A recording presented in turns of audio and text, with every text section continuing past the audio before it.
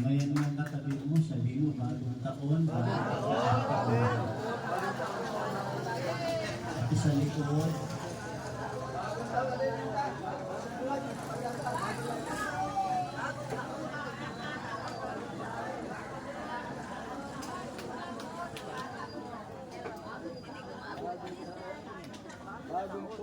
Ang pagbabago ng taon ay punong-puno ng pagkakataon. Kaya kung meron tayong mga pagkukulang ng mga nakaraang taon, baguhin natin ngayon. Punuan natin. Kung may mga mali tayo nagawa noong nakaraan, baguhin natin ngayon. Kaya nga ang tao habang nabubuhay may pagbabago. Yung sa pangalan ni Jesus Cristo, ang Panginoon at Pagligtas, minsan pa namin hinihiling ang pagkilos ng Espiritu Santo sa aming kalagitnaan. Ang iyong salita ay hindi mapapahayag ng sino man, pagkat ikaw mismo ang siyang may kakayahang ipaliwanag ang lahat ng ito. Kaya naman kayo ang tumayo sa aking pagtayo at kayo higit na magsalita sa aking pagsasalita. Inaangkin namin na ang oras na ito'y magbibigay sa amin ng kaalaman at karunungan. Okay, makakaupo na tayo sa presensya ng Diyos. Yung mensahe po na ating itutunghayan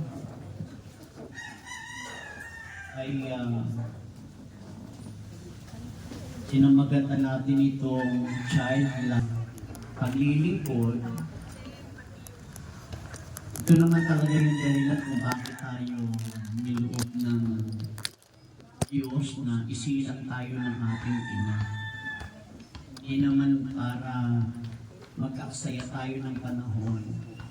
Hindi lang ito naiintindihan ng iba na ang pagpasok natin sa palawagan ay isang paraan sa pagpasok sa kaharian ng Diyos.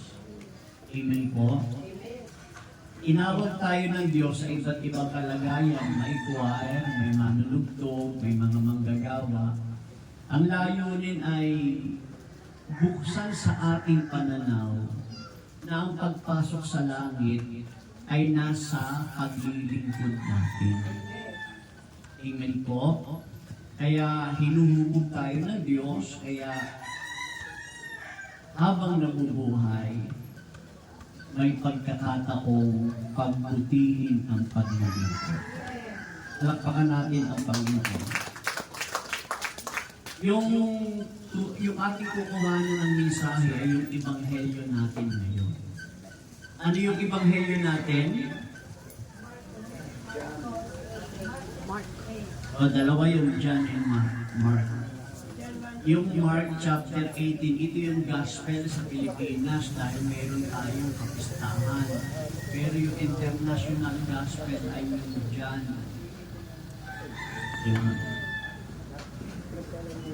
Pero dahil kapistahan nga ng Santo Niño, ang ginamit sa atin ay yung Ebanghelyo ni San Mateo, chapter 18, verse 1 to 5 at verse 10.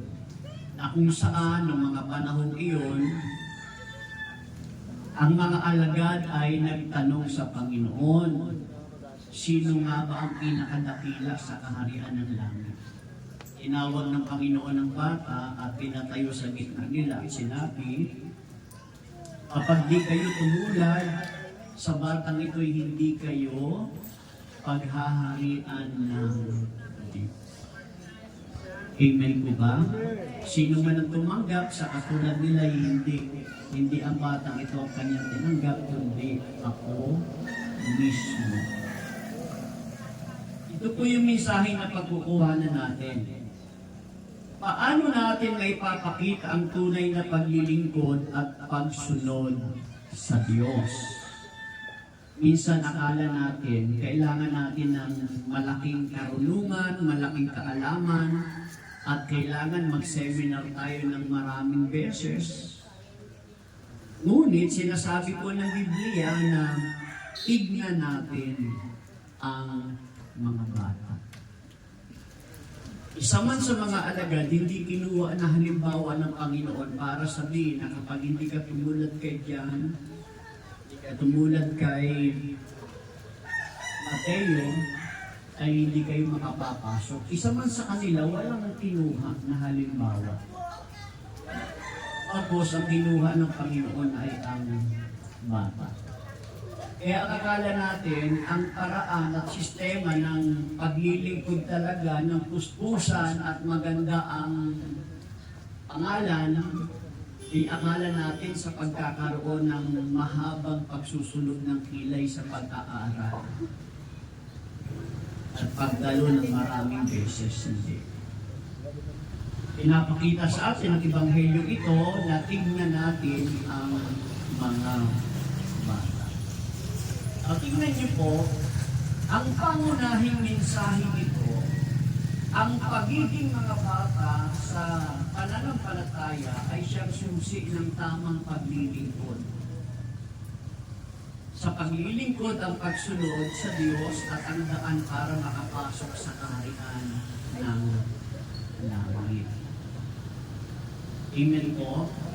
At narito ang tatlong pangunahing punto na nais ko pong bigyan ng diin. Una, ang kahalagahan ng pagiging bata. Pangalawa, yung paggalang sa mga bata. Pangatlo, pagiging mababa ang kalooban. Akala natin, ang meron sa bata ay yung katulad kanina, sabi ni Brother John Malyares sa Daily Bread. Ang isa daw sa maganda sa bata ay yung diba, magkakaaway sila, tapos maya-maya kabati. Sabi naman ng iba ay inosente. Pero ang ibig kong sabihin ng Panginoon doon sa pagiging ng bata, kasi ang mga alagad noon hindi talaga tuwirang masaway ng Panginoon. Tatalo sila kung sino yung dakila sa kanila, sino yung magaling. Kaya maging sa atin man, maaaring tanungin din natin, sino kaya ang pinakamalapit sa puso ni Brother Mike? Sino kaya ang pinakamagaling sa paningin ni Brother Dennis? Sino kaya ang pinakamabuting tao sa buong mundo sa paningin ng Panginoong Hesukristo? Dahil sa dami ng relihiyon, sa dami ng mga naglilingkod, sa dami ng marunong at magaling, maraming choir na magagaling, maraming manunugtog na magagaling, maraming mga workers at coordinators ang magagaling. Kaya maaaring tanungin din natin, sino kaya ang pinakamagaling sa paningin ng Diyos? Now, tingnan po ninyo, ito tignan natin. Una, ang halaga ng pagiging bata. Pakiulit po. The value of being a child. Ano nga ba yung halaga ng kung tayo ay maging bata? So ano nga ba ang halaga kung sakali naman na ito nga talaga ay magawa natin? Binanggit po ng Panginoon, kung hindi kayo magbabago at maging tulad ng mga bata, hindi kayo makapapasok sa kaharian ng langit. Kaya pag sino mang magtaglay ng kababaan ng loob at makatulad ng batang ito, siya ang pinakadakila sa kaharian ng langit. Wala kayong makikita ang batang nagmamagaling, kung nagmamataas, akala mo kung sino. At ang mga batang ito'y handang sumunod ng walang pagdududa. Ito po ang uri ng gustong mangyari ng Diyos sa atin sa paraan ng paglilingkod. Gayahin natin ang bata sa pagiging tapat nila. Hindi mayabang at mapagmataas, sumusunod sila ng walang pagdududa. At isa pa sa pinakagusto ng Diyos sa bata, kapag gumising yung bata, itingin sa paligid niya, hahanapin niya unang-una ang kanyang ina. Pag hindi na nakita ang kanyang ina, nangangal yan, walang tigil yan. Yan ang gusto ng Diyos. Pagkagising, hinahanap ang Ina. Iba tayo pagkagising, hinahanap ang cellphone. Kaya makikita natin ano ba yung gustong sabihin ng Panginoon, bakit niya inihahambing na tularan natin ang bata. Huwag natin kalimutan sa Proverbs chapter 3 verse 5 to 6. Proverbs chapter 3 verse 5 to 6. Kaya huwag kang magtiwala buong puso at lubusan at huwag kang mananangan sa sariling karunungan. Siya ay sangguniin sa lahat ng mga balak at kanya ang itutumpak sa lahat ng tiyo. Amen. Sa lahat ng iyong lakad, ikaw ay itutumpak. Pangalawa, huwag nating hamakin ang mga tulad ng mga bata. Pinulit. Let us not despise those who are like children. Huwag natin hahamakin ang mga bata. Ayon sa mabuting balita, ang sino ang tatanggap ng ganitong bata sa aking pangalan, ako ang tinatanggap. Ano kaya rin? Ay si parating ng Panginoon dito. Huwag nating mamaliitin ang mga ganitong maliliit na tao. Pag sinabing bata, hindi lang tumutukoy sa mismong bata, kundi sa mga tao, general, na ang kalagayan nila ay parang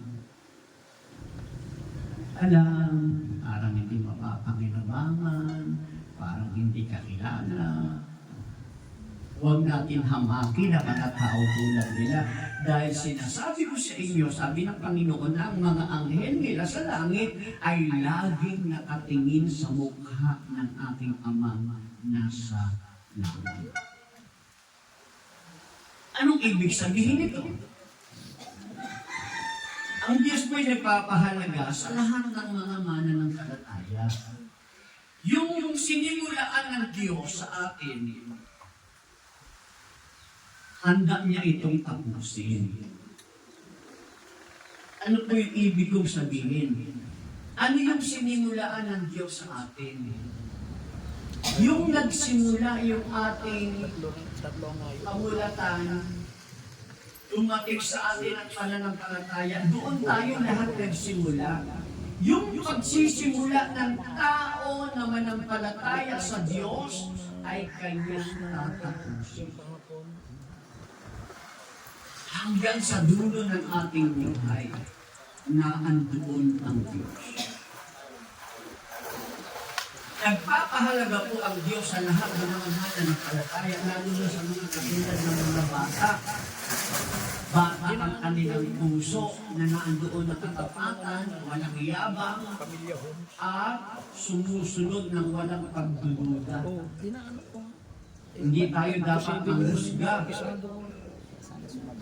o baliwalain sila dahil sila'y may espesyal na lugar sa paningin ng Diyos. Amen po.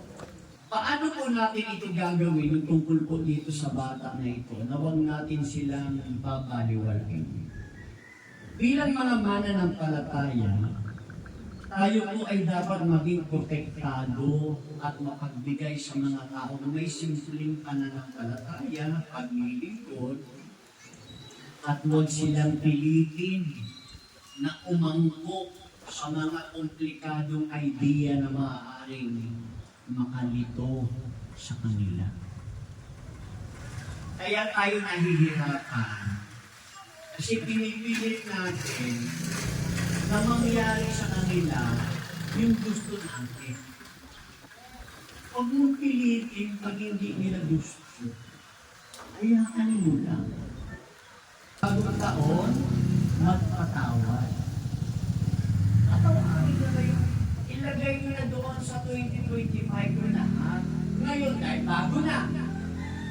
O isipin nyo, wala na. Wala na. Yung mga nakaroon, wala na. Magsimula tayo zero. Wala kayong tatandaan. Isa sa mga kasama ninyo kung ano yung ginawa nila dati. Ang galing nyo na yun. Wala na yun. Magsimula ulit tayo sa bago. Para hindi ka iwas na iwas. Eh di service nila, papunta ng Provincial Assembly meeting, walang magawa eh. Natabi niya yung pinagagalitan niya. Ay yung service nila, isa doon eh. Ang loob-loob niya, dapat talaga ako sumama, kasama pala ito. Lagi tayong pinahihirapan ng mga iniisip natin, ng mga nakaraan. Alisin na yun. Hingan ko ba? Kapigin mo balikat na katabi mo, sabihin, alisin mo na.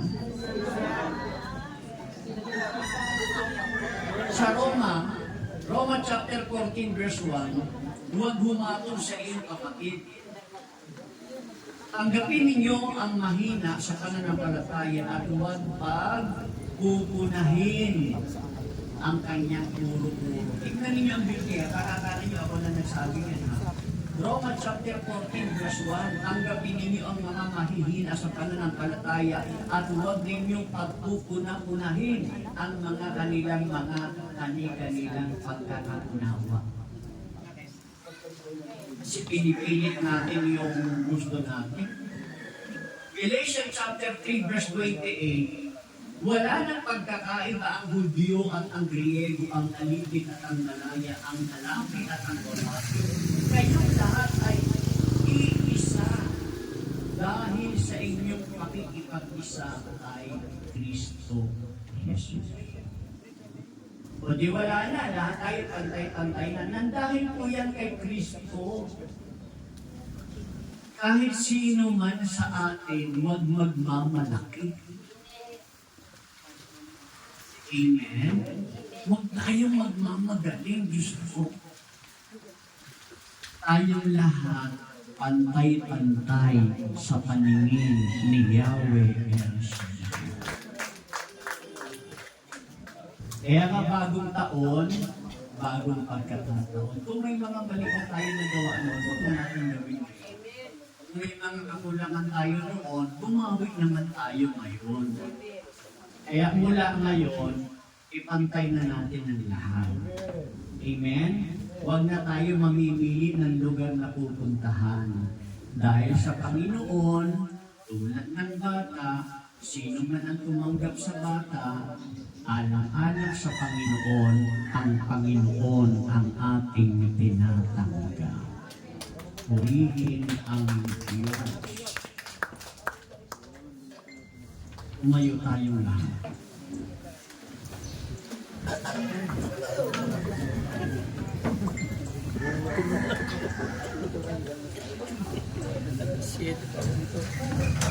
Lahat naman po tayo nagkakamali.